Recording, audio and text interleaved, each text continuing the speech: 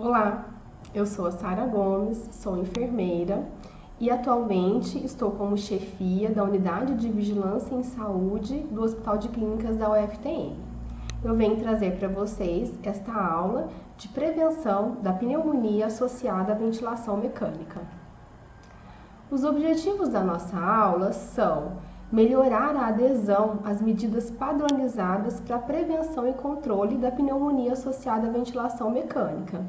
Essas medidas, elas estão nas recomendações da Anvisa e também estão nos nossos protocolos institucionais na aba do HC em documentos institucionais. O outro objetivo é prevenir a incidência de PAV e reduzir a sua incidência nas unidades assistenciais do HC. A justificativa: 33% dos pacientes com PAV evoluem para óbito em decorrência dessa infecção.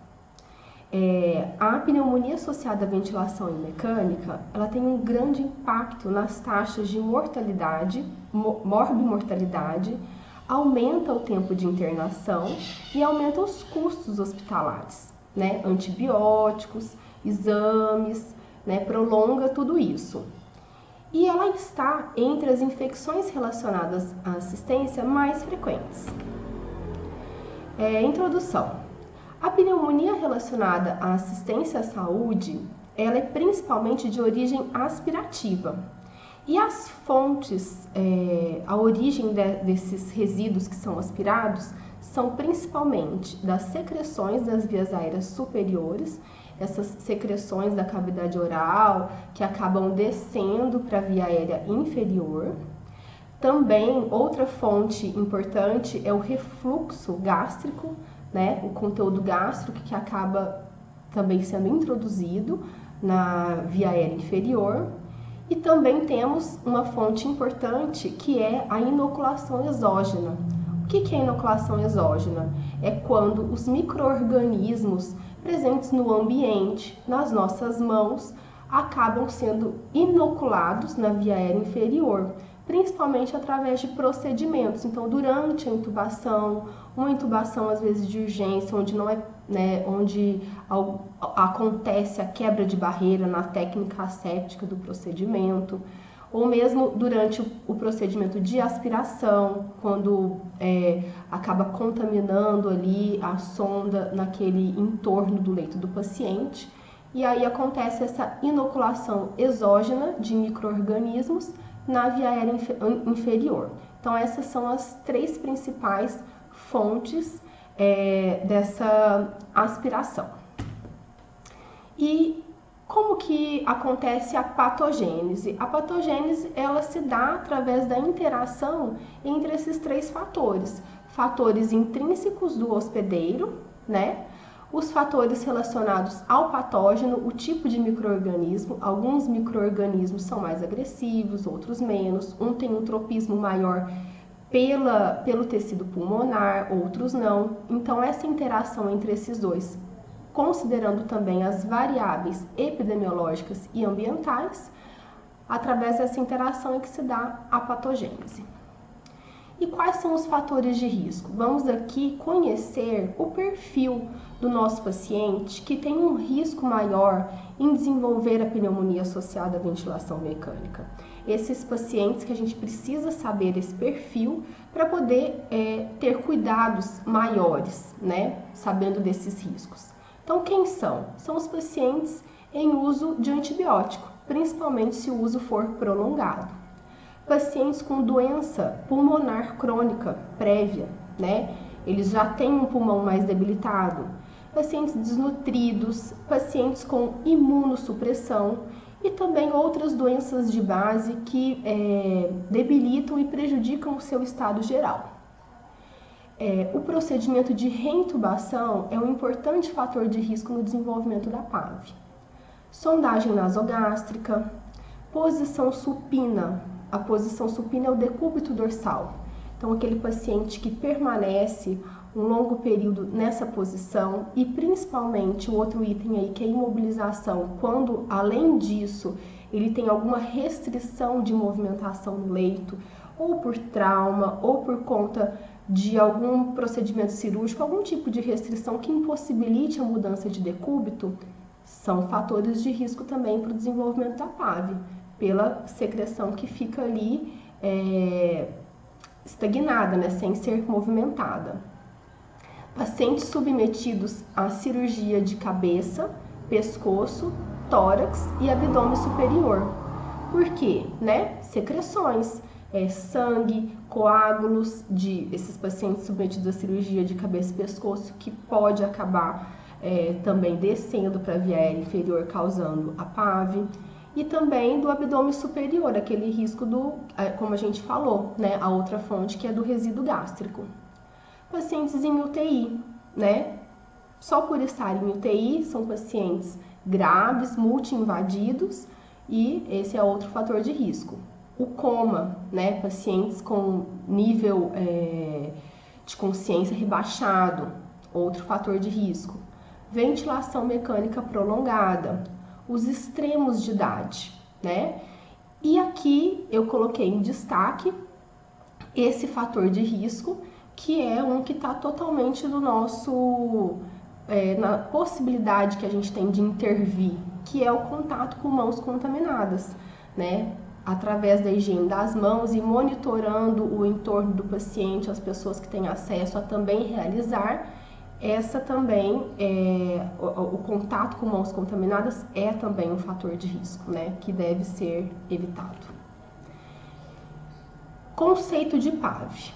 A pneumonia associada à ventilação mecânica é uma infecção pulmonar, identificada pela combinação de critérios de imagem radiológica, clínicos, laboratoriais, em pacientes em ventilação mecânica por mais de 2 dias. Então, esse é o conceito que se dá, né? E ele é definido pela Anvisa também. Ela atualiza esses critérios de diagnósticos das IRAs, das infecções relacionadas à assistência, anualmente. Atualmente, o conceito seria esse, de forma resumida. Vamos agora também falar das medidas gerais de prevenção de PAV, que elas são gerais porque elas também se aplicam e são importantes na prevenção de várias outras infecções, como, por exemplo, a higiene das mãos, né? A higiene das mãos é uma medida universal para a redução das infecções relacionadas à assistência. E também o Adorno Zero, pois nós já fizemos a campanha e estamos aí na adesão desse Adorno Zero nas unidades assistenciais do HC, pois existem evidências de que esses adornos, eles carregam micro-organismos, né? Medidas gerais, treinamentos, é o que estamos fazendo agora, aumentando o conhecimento da equipe, para que a equipe saiba como atuar de maneira mais qualificada, baseada em evidência, dentro das melhores práticas. E também a parte de vigilância, né? As visitas multi, onde acontece aquela discussão beira-leito, observando os protocolos, as melhores práticas, e também a aplicação dos bundles, que são os pacotes, né, que sintetizam as melhores práticas. Esses bundles também fortalecem muito as ações de vigilância. Essas são as medidas gerais. Vamos agora para as medidas específicas que têm um impacto na redução da PAV.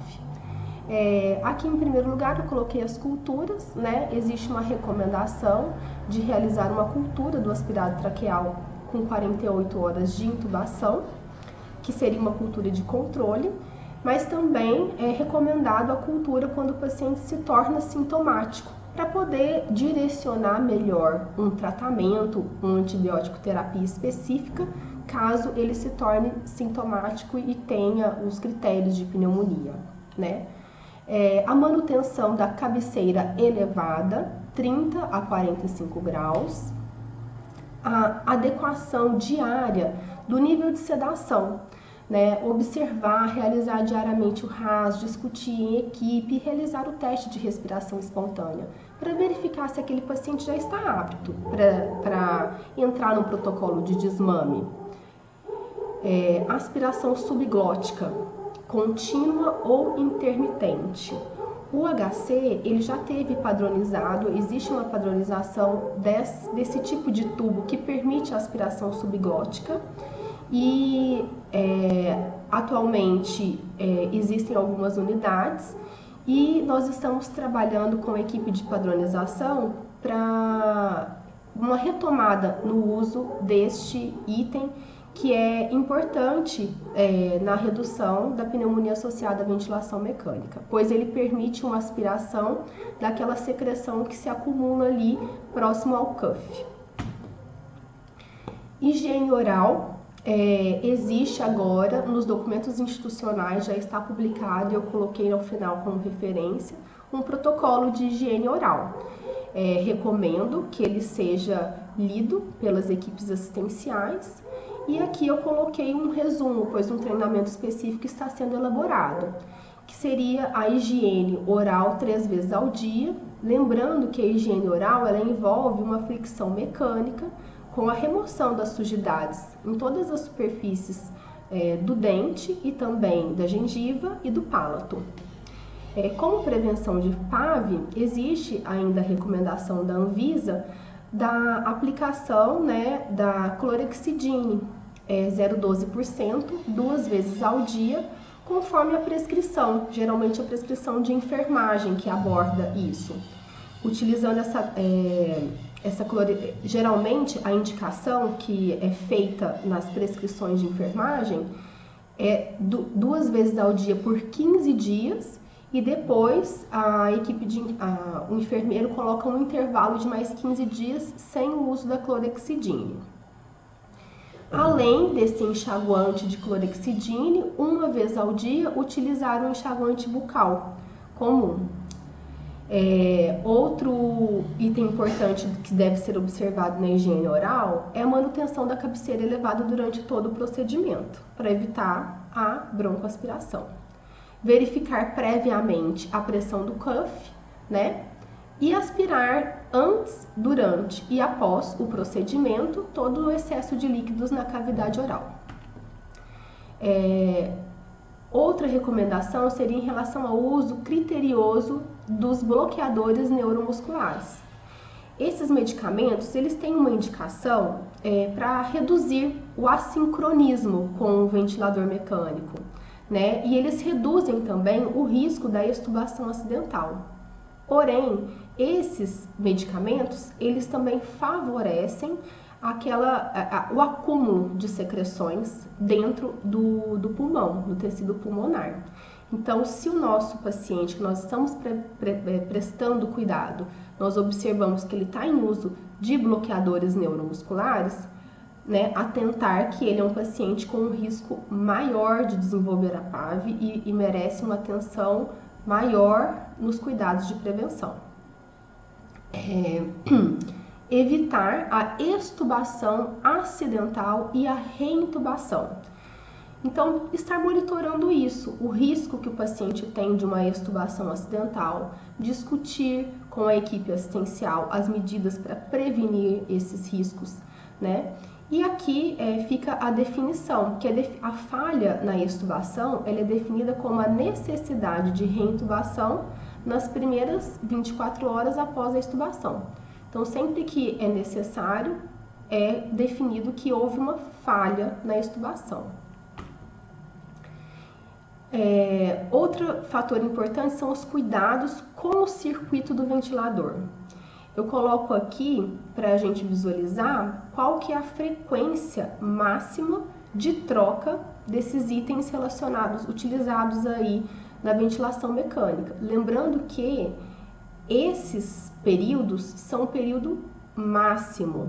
Quando houver sujidade, secreção, sangue, a troca ou então vazamento, algum tipo de perda ou escape, a troca ela é imediata. Então, em condições adequadas de manutenção do ventilador mecânico, a troca dos circuitos ela é a cada 30 dias. Lembrando que é necessário a identificação para que essa checagem seja possível de ser cumprida. Quando o paciente for submetido à traqueostomia, a troca de todo o circuito ela é imediata. Então, o paciente, geralmente, ele vai para o bloco cirúrgico, realizar o procedimento ele retorna numa ventilação de transporte, um ventilador de transporte, e o leito que está aguardando por ele deve ter recebido, né, essa troca de todos os circuitos, estar aguardando ele com um circuito novo, pronto para ser instalado nessa traqueostomia que foi feita no paciente. Quando o paciente permanecer mais de 6 horas fora da ventilação mecânica, ou porque ele está em desmame, ou porque ele foi encaminhado para realizar alguma cirurgia, ou algum exame que prolongou um pouco mais, a permanência do ventilador do circuito mais de 6 horas sem estar conectado ao paciente é uma indicação também de troca de todo o circuito. O filtro HME deve ser trocado a cada 7 dias. Aqui eu gostaria de atentar a alguns itens. O filtro HME, ele promove uma umidificação e uma troca, né, do aquecimento passiva, através da característica ali interna do filtro, né? Ele promove isso na ventilação mecânica. Porém, ele está contraindicado em alguns casos, que seria aquele paciente com uma secreção extremamente secretiva, secreção abundante, pacientes com hemoptise, né, com sangramento nas vias aéreas importante, são pacientes onde há contraindicação do uso do filtro, né? Aí, nesse caso, é necessário o aquecimento e a umidificação através do umidificador, ativa. O kit de nebulização, e outro item relacionado ao filtro, que é o posicionamento correto. Ele deve ser posicionado verticalizado. O kit de nebulização, a troca é a cada 24 horas. A ventilação invasiva intermitente também troca a cada 24 horas. E a ventilação não invasiva, a troca é a cada 15 dias. Porém, né, ela deve ser trocada a cada 24 horas quando essa ventilação não invasiva estiver com umidificação e for intermitente. Sistema de aspiração. É indicado trocar o sistema fechado quando estiver instalado esse sistema fechado de aspiração a cada 72 horas. Quando estiver instalado o sistema aberto, a troca é a cada 24 horas. Lembrando que a sonda de aspiração é estéril e deve ser descartada a cada uso no caso do sistema aberto. E aqui é um ponto importante, né, que é necessário que a gente saliente. É uma recomendação importante da Anvisa a realização da técnica de aspiração em 2 profissionais, porque essa prática desta forma previne a contaminação da parte estéril, né, da sonda naquele entorno do leito do paciente, com esse suporte de uma pessoa adicional. As indicações e cuidados com os umidificadores e inaladores. Como eu já havia falado, é indicado a preferência pela umidificação passiva, exceto nos casos onde ela está contraindicada. E quando for utilizada a umidificação ativa, observar que a água destilada deve ser colocada de forma estéril, identificando e observando a frequência de troca. Aqui atentar para um outro item também. Às vezes nós observamos alguns leitos montados sem paciente e já inclusive com a instalação da água destilada. E às vezes acontece um desperdício, pois às vezes esse paciente demora um pouco a chegar a esse leito e já chega às vezes no momento em que já está na validade desse circuito de água destilada que foi instalado. Então, deixar para instalar a água destilada no umidificador ativo no momento em que o paciente estiver no leito, evitando assim desperdício. Utilizar água destilada ou soro e medicamentos estéreis a cada inalação, nebulização. A troca dos inaladores a cada 24 horas, dos nebulizadores, das tendas, dos reservatórios, né? Esses últimos itens são mais usados em pediatria. Os nebulizadores simples, eles deverão ser protegidos com a embalagem plástica e mantidos à beira-leito, com a troca a cada 24 horas e devidamente identificados. Monitorizar a pressão do cuff é uma recomendação importante também. Esses cuffs estão também, nós estamos articulando, né, com a equipe da padronização a maior disponibilidade deste item. Aqui, evitar a intubação nasotraqueal. Em documentos de Anvisa, essa é uma recomendação importante, que é importante que a equipe aqui saiba, porém a intubação nasotraqueal não é uma prática comum na nossa instituição, né? A sonda nasogástrica nasentérica deve permanecer numa posição gástrica ou pós-pilórica, né? Essa posição pós-pilórica, ela é especialmente mais importante em algumas condições, como o paciente que vai permanecer na posição pronada, em pacientes queimados, em pacientes com lesão cerebral grave ou a pressão intracraniana elevada. Realizar limpeza e desinfecção de todos os dispositivos que estão envolvidos ali no cuidado do paciente. Aqui eu salientei aqueles que têm contato com o circuito ou com a via aérea, como os respirômetros, os sensores de oxigênio, vacuômetros, né? Também tem o capnógrafo. Então, todos esses itens, quando eles são utilizados, devem ser submetidos a uma limpeza e desinfecção quando eles forem reutilizados em outros pacientes. E aqui eu coloco o bundle, né, de prevenção de PAV. E o bundle nada mais é do que uma síntese das principais recomendações que têm o maior impacto na redução da PAV. Em primeiro lugar, que eu não coloquei nem número, é a questão da higiene rigorosa das mãos, né? Ela é uma ação universal que previne todas as infecções relacionadas à assistência, deve ser realizada antes e após os procedimentos, em todos os momentos adequados, então ela vem aí em primeiríssimo lugar. Logo após, a higiene oral, né? A higiene oral com a técnica correta, na frequência correta e também com a aplicação da clorexidine 0,12%.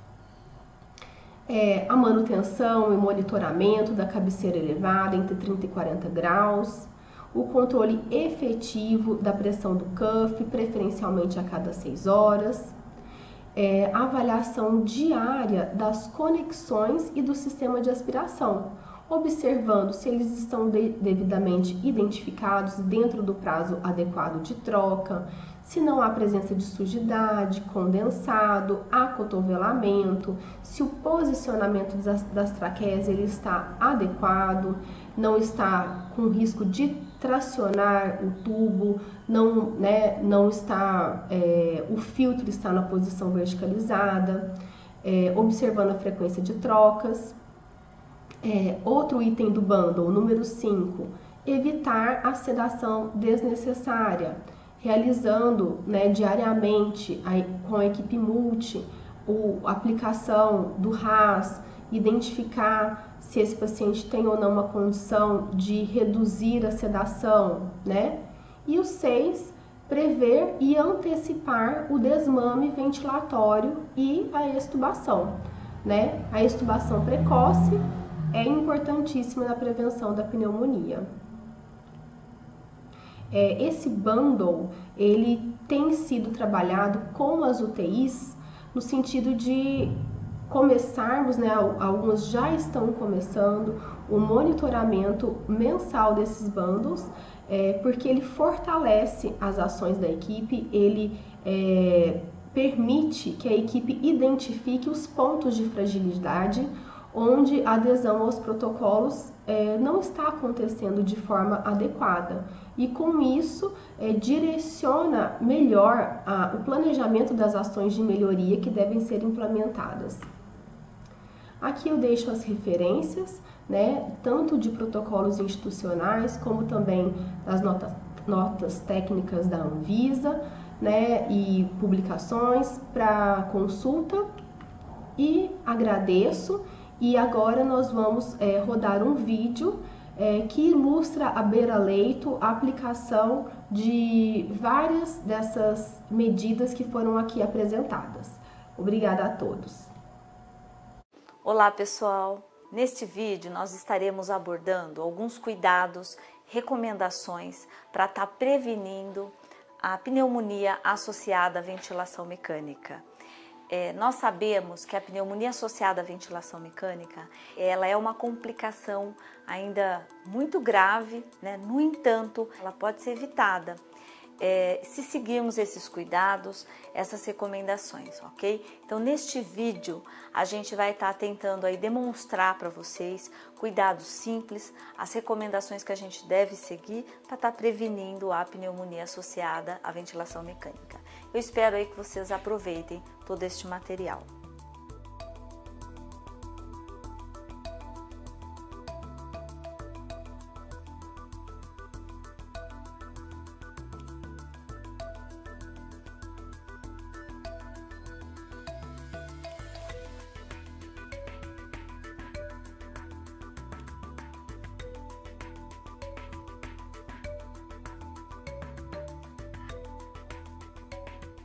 É importante a gente verificar a pressão do cuff. Ela precisa ser mantida em torno de 25 a 30 centímetros de água, ok? Ou então de 20 a 22 milímetros de mercúrio. Esse cufômetro ele acaba sendo em centímetros de água. Vamos dar uma olhada no circuito do ventilador. Eu tô vendo que o meu filtro tá limpo. Meu circuito está limpo e sem sujidade, não tem condensados. É importante a gente checar se tiver condensados, a gente tem que remover esses condensados de uma forma bem asséptica. É importante sempre fazer a higienização das mãos, porque eu vou lidar com fluidos estéreis.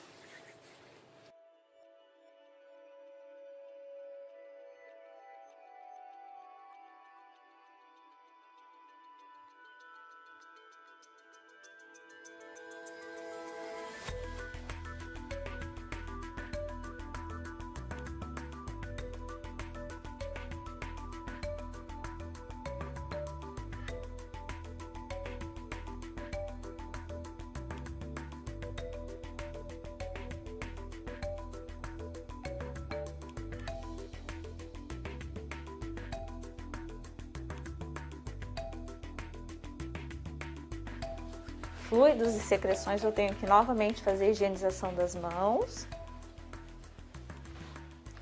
Agora, nós vamos realizar o procedimento de aspiração com o sistema aberto.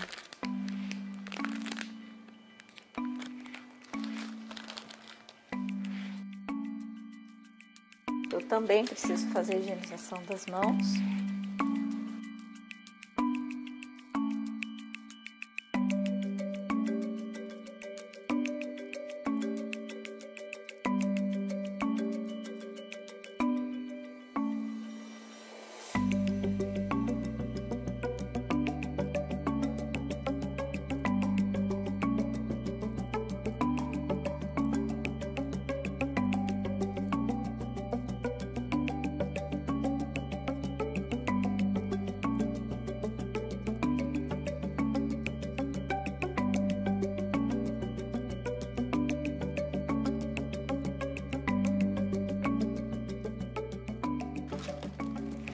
Agora nós vamos demonstrar como é que faz a aspiração das vias aéreas superiores, que para prevenir a pneumonia associada à ventilação, ela é muito importante. Por quê? Porque aspiramos o tubo, mas agora a gente precisa realizar a limpeza dessa região supracuff.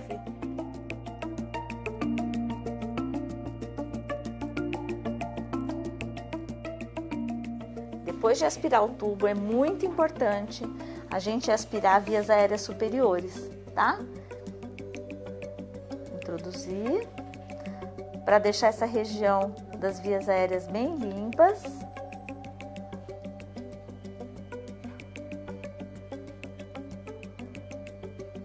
Depois a gente vai para outra narina, deixa bem limpo, ok.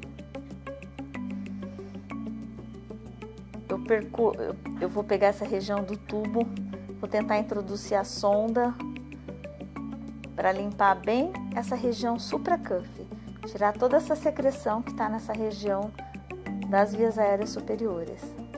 Então é muito importante manter essa cavidade toda limpa, sem essa secreção, para não ter risco dessa secreção ela migrar para dentro das vias aéreas, para dentro do pulmão.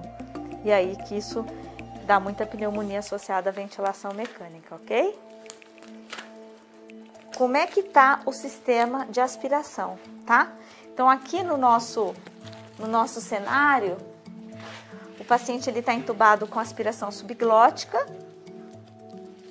E aí eu vou checar se está sugando o suficiente, tá? Alguns hospitais utilizam de forma contínua esse sistema de aspiração subglótica, outros utilizam de forma intermitente, tá?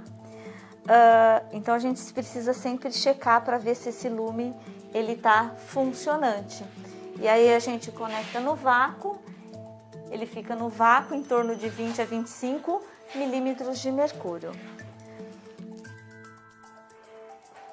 Então passamos o nosso paciente para um modo espontâneo e realizamos a avaliação para ver se ele está apto para ser submetido ao teste de respiração espontânea e possível extubação, ok? Bom, agora nós temos o nosso paciente, onde ele está com níveis de sedação mais baixo. Já colocamos ele para respirar espontaneamente. Ele está calmo, ele está colaborativo, ele está consciente. E a gente vai fazer a avaliação para ver se ele está apto para realizar o teste de respiração espontânea e possivelmente aí uma extubação. Neste vídeo, demonstramos as principais recomendações para prevenir a pneumonia associada à ventilação mecânica. Então, o paciente tem que estar no decúbito elevado, sempre acima de 30 graus. É necessário realizar a avaliação, uma avaliação para ver o nível de sedação, para que ele mantenha o nível de sedação adequado. Uma avaliação para ver se ele precisa ou não ficar conectado no ventilador mecânico, isso é, se ele está apto para ser extubado ou não. É muito importante também não esquecer os cuidados com os circuitos ventilatórios, né? Mantê-los sempre seco, limpos, sem sujidade. Não esquecer da monitorização da pressão de cuff. Então a pressão de cuff ela tem que ser monitorizada e ser mantida em torno de 25 a 30 centímetros de água. Além disso, manter as vias aéreas sempre limpas, livres de secreções. E no caso de na utilização da aspiração supracuff, tá sempre controlando esse dispositivo de aspiração e não esquecer de manter essas vias aéreas superiores sempre limpas para que não tenha risco de migrar essa secreção para dentro das vias aéreas, tá?